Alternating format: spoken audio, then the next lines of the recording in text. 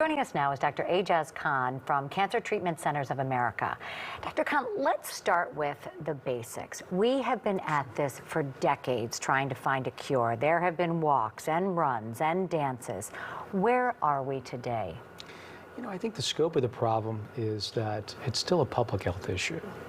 Nearly 283,000 women were diagnosed last year in 2021, and that number continues to rise. As far as we know, it's still about 0.5% to 1% per year, at least over the last 20 years. Unfortunately, we're still losing 45 to 50,000 patients every year from this disease. And so it's not only affects every person we know, but every person that we may even come into contact in our lives. And so when we look at our national statistics and we look at year to year, this affects 13% of our population. It seems like everyone is touched by cancer, but until it really hits your life personally, I think that's when you open your eyes and say, oh, what should I have been looking for? So let's talk about that. What are some of the signs that you need to get checked out? Absolutely. You know, the first thing is we always tell every woman that we meet, if they're over 40, please get a screening mammogram. Check your family history. Has there been anyone in your family that has had breast cancer? Are you at higher risk than you first thought? And now with our genomic panels, all the information coming to us, has there been anybody with cancer in your family?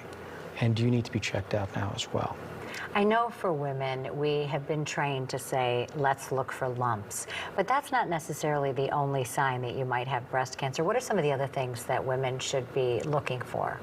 So some of the more important risk factors that we consider are, you know, the first age of a period. In other words, did they have it before the age of 13? They're at increased risk. If they're menopausal, when was their time of menopause? Was it after 50? How many children have they had? Did they breastfeed in their lifetime? These are all important risk factors. The other things that that we have to also consider is age and sex as well as race. And so we're seeing more and more of this, you know, in our patients now. So younger and younger women are being diagnosed with breast cancer more than ever before.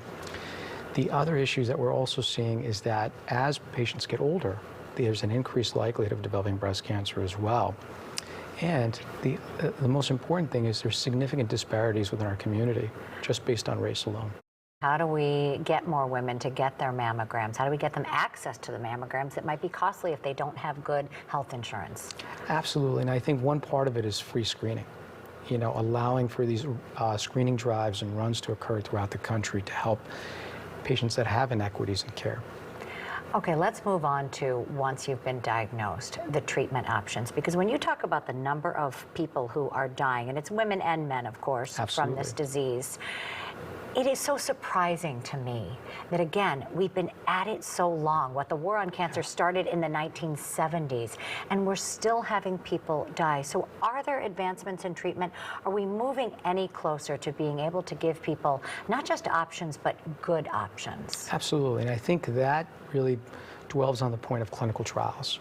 And so when I come into contact with my patients every day, I really encourage that because this is how we move the field forward. The other thing that we're looking now at is personalizing each person's journey and each person's care as well.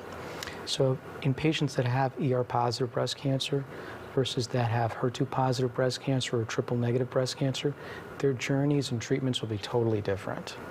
And so we want to personalize all that treatment that we do for patients. So explain that a little more. I think people know chemotherapy. People have heard about immunotherapy, sort of boosting the body's own immune system to fight their cancer. But what do these personalized treatments look like, and how do you get to them to deliver them to the patient? Absolutely, and I think we use objective tools such as, you know, these now genomic assays that are available to us. So let's say a woman is diagnosed with ER-positive breast cancer. Does she really need chemotherapy? Will there be any benefit at all?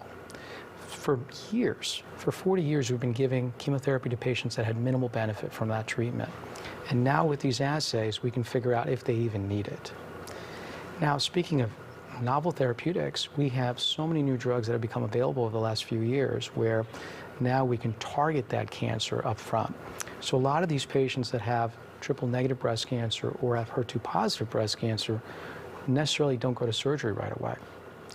we try to figure out biologically if we can get to that tumor to almost pathological complete response before they even go to surgery. So there may be no cancer by the time they get to the operating table.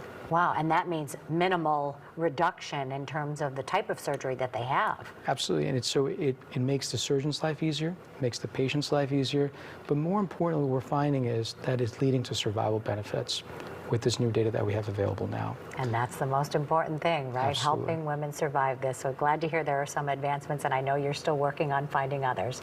Every day. Thank you so Absolutely. much. Pleasure.